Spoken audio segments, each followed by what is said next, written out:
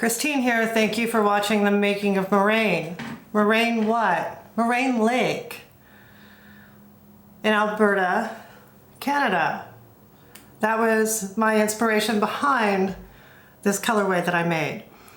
If you Google it, there's a lot of different renditions out there of photography.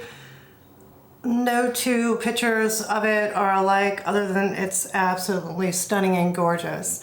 With their blue-green waters, the mountains in the background, the skies, the lots of snow in the wintertime. It's just awesome. So, Moraine, and by the way, Canada has some really awesome coins. Yeah.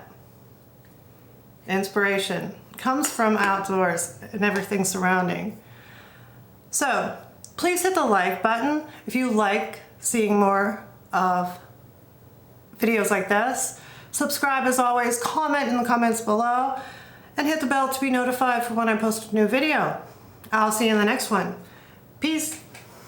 So yes, this is a person I follow on YouTube. His name's Peter McKinnon. He's a Toronto-based photographer, videographer, filmmaker, self-taught. Pretty amazing. And a magician. Pretty cool. Bye.